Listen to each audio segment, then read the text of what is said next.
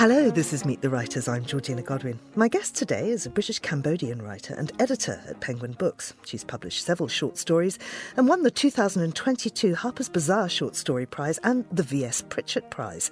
Her debut novel was published to much critical acclaim. A major TV adaptation is in the works, and rights to the book have been sold in 19 territories. The Ministry of Time is a science fiction rom-com that sees, and we might come back to that sees a disgruntled civil servant offered a job in a mysterious new government ministry in London, where she must test the limits of time travel, exploring themes such as immigration and environmentalism. She is one of the Observer's best new novelists for 2024, and I cannot tell you how wonderful this book is.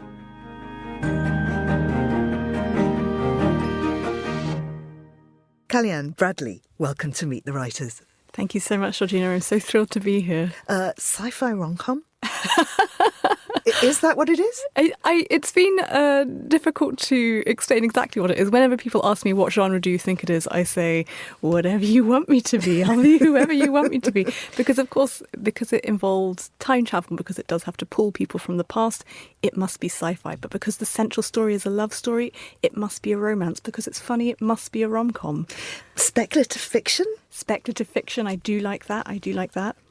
I've seen it described as an eco-thriller, which did surprise me because I thought that the romance felt like a much more dominating aspect, but I suppose that could work as well. Right, well, we're going to come back to the book in a little while because it really is just the most fabulous read. But first of all, I want to know more about you.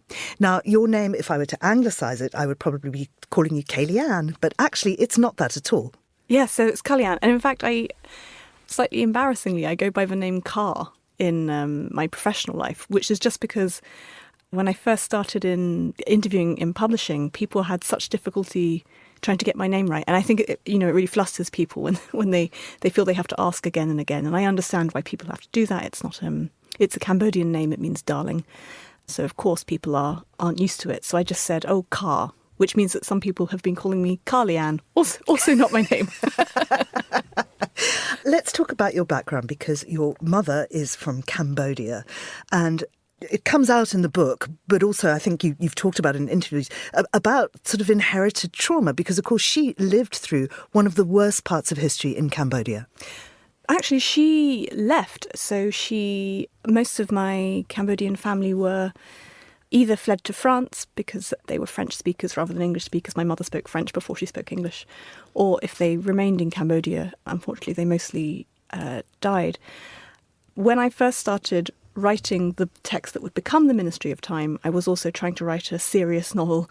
I'm putting inverted commas around this, a serious novel about Cambodia and about the Khmer Rouge, because I thought that I had an obligation to do that. I thought as a British-Cambodian person, I had an obligation to write a Cambodian book, but it was a miserable experience. It was very difficult to write about. Because I'm mixed race, I had this constant worry that I wasn't doing it right, or maybe I wasn't the person who should be doing it, or I was making mistakes.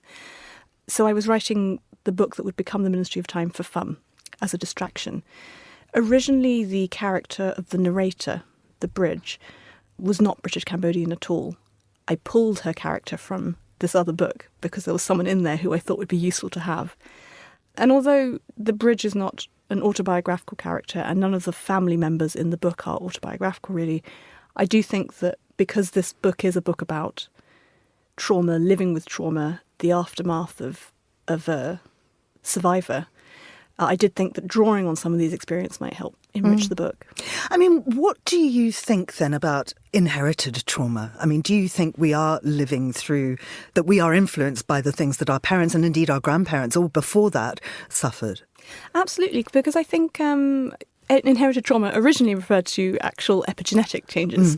Of course, it refers to, in its strictest medical term, it refers to often the survivors of genocides pass down epigenetic changes to their children, so you can have as much therapy as you want, but your body continues to carry the trauma. But in a more social sense, in the sense of carrying the trauma burdens of our families, I do think that happens. I mean, it echoes in the ways that people are brought up. It echoes in the ways that people react to situations because they remember the ways their parents reacted to situations, for example. And there are certain sensitivities, certain anxieties that I think are not necessarily born of personal experience, but are born of inherited experience.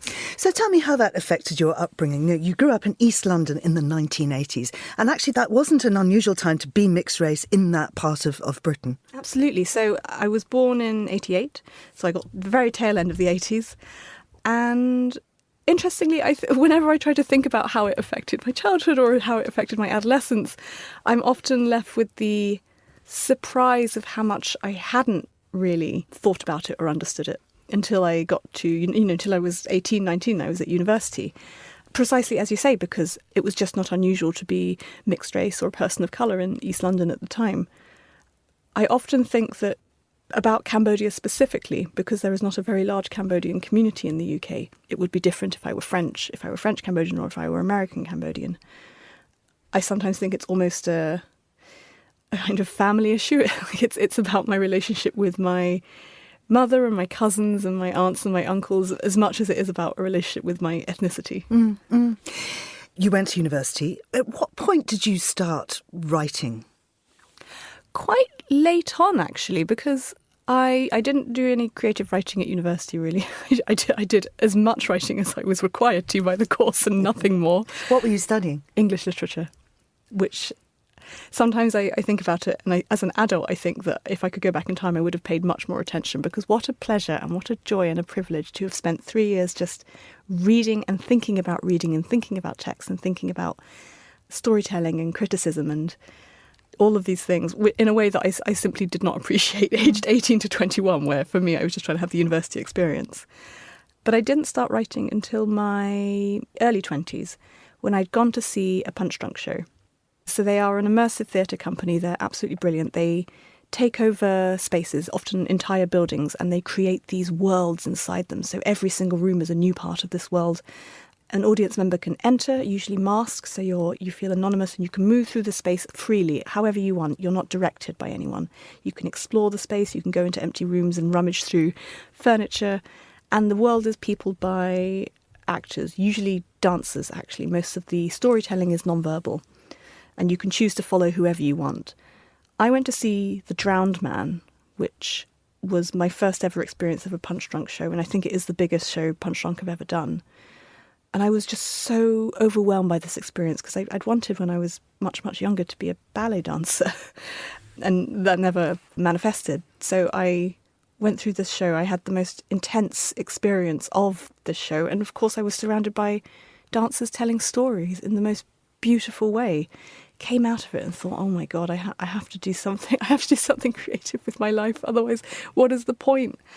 You can write just sitting at a desk. And I had a job I just started as a editorial assistant in publishing, so I had an emails job, so I could just carry on writing at my desk.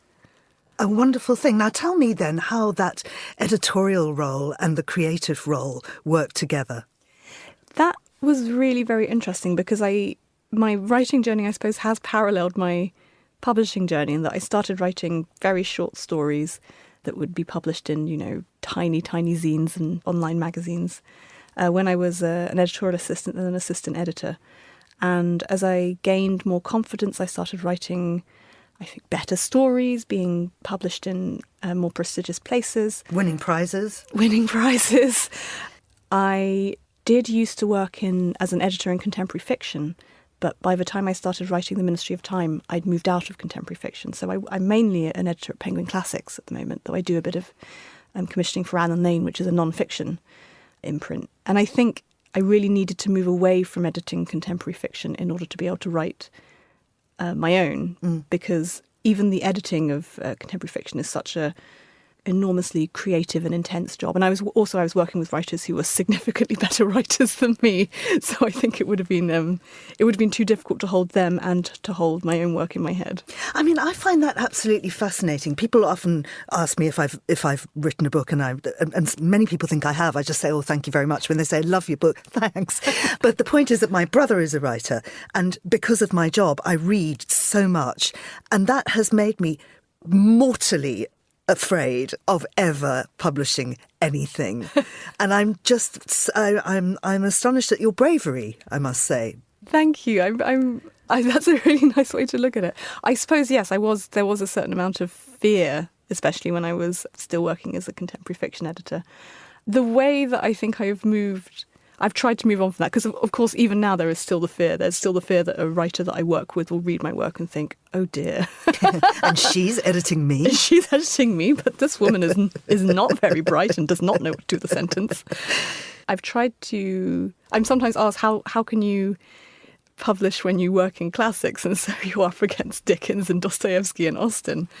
And I think it pleases me more and is more cheering to imagine myself as someone who is in conversation with or part of a long link that extends back to. So I don't think I'm in competition with anyone. I like to think that even in the contemporary publishing world, we can move past this idea of there only being one writer of colour that you should read, one trans writer that you should read, and so on. There should be a kind of joy in the thought that many texts can be in conversation. So I like to think of myself as in conversation with rather than in competition with. Yeah. And of course, there are classic influences in it. We've got George Orwell in there in terms of the Ministry of Truth. We've got Graham Greene in there, Ministry of Fear.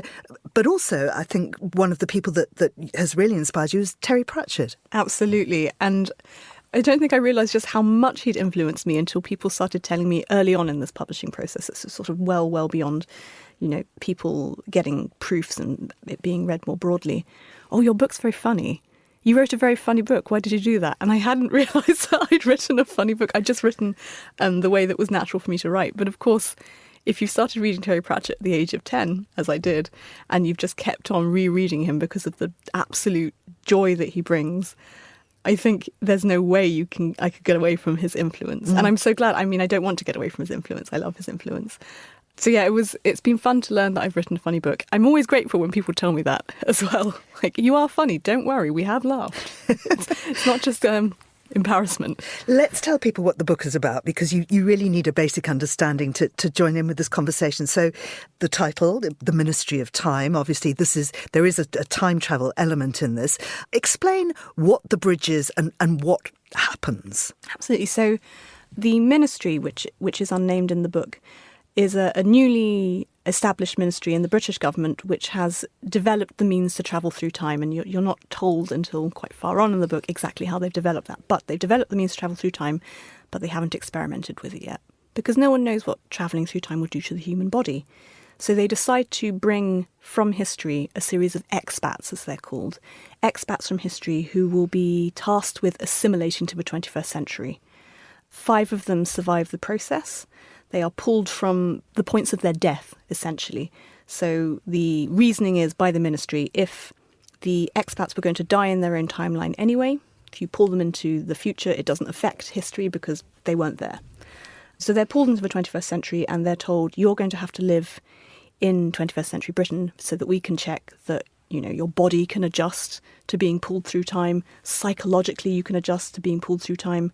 We want you to assimilate. We want you to be good 21st century British citizens, because that is how we'll be able to tell whether this is a success. To help them do this, they are assigned civil servants known as bridges. And so the narrator is one of the bridges.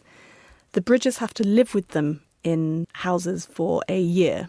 And their job is to monitor them, to report on them, and to aid them, to sort of help them adjust to the 21st century by guiding them through it. The expats are also put through a series of experiments where they have to test their language and their empathy and so on, and the bridges are kind of there to help them through that as well. And they come from specific times, don't they? And they're usually times which correspond with something quite major happening in the world. Absolutely. So Graham Gore, who is the main expat that the book is focused on, was a real historical figure. He was pulled from the 1845 Franklin expedition, which I talk about as if everyone knows what it is, but because not everyone does. In 1845, the Admiralty sent 2 ships and 129 men to the Arctic to discover the Northwest Passage, which they assumed existed. It does exist, but they didn't know that at the time. And both ships and all 129 men vanished. Everyone died up there. So Gore is pulled from this disaster. Another expat is pulled from the First World War. Another one is pulled from the Great Plague of London. One is pulled from the French Revolution. One is pulled from the English Civil War. All major disasters with high body counts. So that's the premise. But tell us how you got to it, because this was a lockdown project. And as you say, just a bit of fun. It was just a bit of fun. So I'd started watching a TV series called The Terror. which is great. It's based on a book also called The Terror by Dan Simmons, and it is about this expedition, this 1845 expedition, because we don't know exactly what happened up in the Arctic. We know that in 1845 they went up there. We know that the last survivors were around 1850, but we think after 1850 they were all dead. But we don't know what happened in those 5 years. We only have one piece of documentation. So it's called a mystery because people, although we know that they eventually all, I'm sorry to say, starved to death or died of disease, we don't know the timeline and we don't know exactly what happened. So The Terror tries to imagine what might have happened up there. And it's a very, very beautiful, very emotional and impactful book and a very emotional, impactful TV series, like a gorgeous piece of TV. But it does also have 66 named characters. Wow. Quite difficult to keep up with, especially if they're all bundled up against the cold. They've all got mutton chops. So I went looking for a Wikipedia page just to check after the first episode that what I'd seen corresponded with what I'd understood I'd seen. And I ran across, just in the bloopers section, this name, Graham Gore. I hadn't noticed Graham Gore in the TV series. He doesn't have a big role. He doesn't really have a big role in history, I'm sorry to say. But I thought, oh, that's an interesting name. I'm not doing anything. It's lockdown. I'm just sat on my sofa, got nothing to do. I'll just go look up this man. I got to his Wikipedia page and I was hit with the daguerreotype. I think he's very handsome. People do sometimes disagree with me. But there's a lovely picture of him, the only picture that we have of him, smiling faintly, curly hair, looking a little bit cheeky and charismatic in his uniform. And then the description of him, as he's described by his colleagues, by people who sailed with him, an immensely kind, competent, clever, like just pleasant-tempered man. I thought, God, this guy sounds great. I bet he'd be fantastic in a lockdown, actually. I bet he'd know what to do, because I felt like I was losing my bananas every day. Every day a new banana would be lost to me. And so because I wanted to learn more about him and I wanted to learn more about this expedition, I got online. I couldn't go to archives, so I got online. I did a little bit of basic research and I found this wonderful community of polar exploration enthusiasts who were so welcoming and so lovely, even though I'd picked one of the characters of history who no one really cares about. And for them, actually, as a joke, I started writing what would become the Ministry of Time, but it was a sort of it was a silly, what would it be like if your favourite polar explorer lived in your house? Probably very strange. Here it is. Amazing. And I mean, the way you capture his reaction to modern life and the Bridges way of introducing him to things, and there are various things that she mustn't tell him, the Holocaust or 9/11, and really traumatic things for him to learn. Also, of course, what happened to all of his shipmates. That's obviously a big thing for him. But he really adapts, and as a reader, you find yourself falling in love with this man who as this wonderful kind of a Victorian, is suddenly in leathers, riding his motorbike. You just think, way, hey, I see where you're coming from. And of course, he's not the only one. You've got so many wonderful characters. Maggie, for instance. Tell us about her. I'm so glad you pulled out Maggie. It's really interesting to find that Maggie has been such a favourite with people. And it's so nice because I feel like I put a lot of my very closest friends into her as well. So Maggie is Margaret Kemble. She is pulled from the Great Plague of London. And in her own time, she was the sister of a draper, and she just lived a kind of quiet, fairly confined life. She's pulled into the 21st century. She lives with a bridge, and as they all do, and in quick succession, she's introduced to the term lesbian, which she hasn't realised, because obviously she didn't have that language at the time. This is who she is. And so now she has this identity that she can occupy. It's really affirming for her. She's in the 21st century and she's suddenly discovering that women don't have to just stay at home, or they don't have to help men, and they don't have to have a subservient role. She can just roam around watching films. She loves films. She discovers films very early on and thinks it's one of the best things the future has come up with. She gets very into Riot Girl because, again, just an exciting thing for her to get involved with. She gets on Tinder. She thinks it's really great fun. I love her partly because I really wanted... Although all of these expats from history are obviously pulled from a very traumatic time and they are experiencing the trauma of forced refugees, forced migrants, I also wanted there to be a lot of joy in their experience, because I don't think the immigrant experience, the refugee experience, should preclude joy or should preclude being able to thrive and being able to feel affirmed by a new culture and a new identity. So I'm really, really glad you pulled her out. I really love her. I mean, she's very joyful, and she's, quite slutty too. No judgment here, but she's living her best life. She's living her best life. But back to the kind of slightly darker side of it. I mean, you talk about in the book about when can you stop running from your past. You also talk about, you're quoting someone else here, but talking about people ask you about being grateful. If you're a refugee, you must be grateful. And of course, a lot of these people are very angry from being moved from their time. But I think that what you're also doing is allowing us to see through that lens into our current situation today. Definitely. So the gratitude quote is from Idang Trung's memoir Lambridge. She was herself a Cambodian refugee. She was born in a refugee camp in Thailand, and she was one of the last refugees accepted by Canada's refugee programme.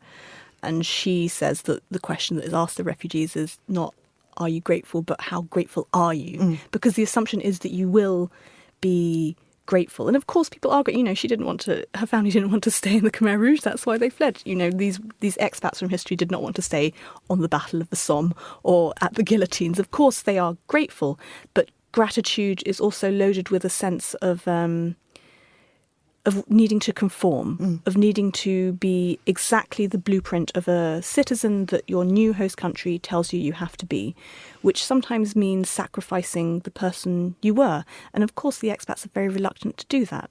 It's very difficult to give up your history, your identity, your culture, and be moulded into the perfect British citizen. And they resist it in various ways. So although Maggie is very joyful and she really does thrive, she continues to speak as if she's a Jacobean woman. There's an assimilation exam they all have to take, and she fails it the first time round. Graham Gore is extremely resistant to it. He really clings to his Victorian ideals, and he keeps on coming up with reasons for why the 21st century is wrong or is less good or is immoral in some way. Absolutely. I mean, there are so many wonderful quotes throughout the book of him sort of making these observations on our lives now. And you suddenly think, wow, that's exactly right. If an alien landed here, they would think that. It's extraordinary. But you do make all these really quite serious points in a very humorous way and through the sort of prism of these newly arrived people. Not only immigration, but you're talking about themes of hope and failure, capitalism, imperialism, trying to explain to them how the British Empire is no longer. It was really a really quite crunchy thing to deal with, because even when I was writing the first jokey version of this book, of course I was writing about a polar explorer from the British Empire. He wasn't in the Arctic for good or charitable reasons. He was definitely there as part of the imperial project. The intention to find the Northwest Passage was the intention to link the UK with the trading kingdoms of Asia, regardless of what the Inuit people who lived in the Arctic thought about that. Indeed, regardless of what the trading kingdoms of Asia felt about being linked in this very close way to the UK. Which means that if you are interested in polar exploration, and I was very struck by how much this was the case in the online community I found, you are grappling with the fact that the people you are interested in, the time you are interested in, is a time when imperialism was considered a noble and important thing. And these men, there's just no getting around it, really believed in the empire and really believed in the empire's projects, which meant they believed in things like white supremacy, which is what the British Empire was based on, the idea that the British were a civilizing influence, which is just nonsense. So I think it was really knitted into the book at the very start, the things that I would have to grapple with. And the more I wrote and the more I realised that it was going to turn into this book-length project, the more these serious strands started knitting their way into the game. Is this your big Cambodian novel then, do you think? Or is that still to come? Maybe it is. Or maybe there's something else to come. But I think it is my novel where I can look at some of the things I've been thinking about sideways. So even if it isn't the big Cambodian novel, it is certainly the big novel that has been filled with things that preoccupy me. Maybe that's the best thing I can wonderfully, do. It's been adapted by Alice Birch, who did Normal People. It's going to be on television. There's a huge life for this book. It's very, very exciting. So Alice Birch is in the process of writing the adaptation. And I was so excited when they told me it would be her, because, of course, she adapted Normal People, which means she understands yearning, the yearning and the desire, which is like a very right at the kernel of the book, because there is so much yearning and so much desire between the bridge and Graham Gore, the expat. I just think she will really get that, and I think it will be really fun. And, of course, because TV is very different to novel writing, I don't know how much it will differ yet because the script is not yet written, but I imagine there will be changes, and she's the expert. I trust her with it. I mean, this is being hailed as the biggest debut of this year, so I wonder how much it's going to change your life. Will you continue working at your day job as an editor in Penguin? Definitely, I definitely will. It's nice that it's being hailed like that, but I think that can also be said of other books, and I hope, again, that other debut writers feel as if we are all in conversation and that we are all responding to similar concerns and themes maybe, and responding to a similar literary environment. I'm definitely going to stay at Penguin Classics because I don't think that one book makes an entire writing career. I mean, there's absolutely no guarantee that any other book I write will have this generous a response, and people have been so generous and have been so open to the literary parlour game that I started. But, that doesn't mean that the next book will be great. So I'm very happy to remain in literary culture as a literary worker by remaining at Penguin as well as writing this book. I mean, what I really want is the next chapter of this. I want to know what happens to these characters, I did start drafting that, but my next book will be a completely different subject. But they do continue to live in my mind, inevitably. Well, I just think it's marvellous.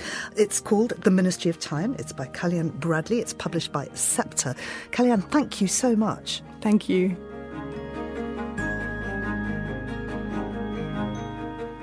You've been listening to Meet the Writers, thanks to producer Tamsin Howard and studio manager Steph Chungu. And you can download this show and previous episodes from our website, Apple Podcasts, or wherever you get your audio. I'm Georgina Godwin. Thank you for listening.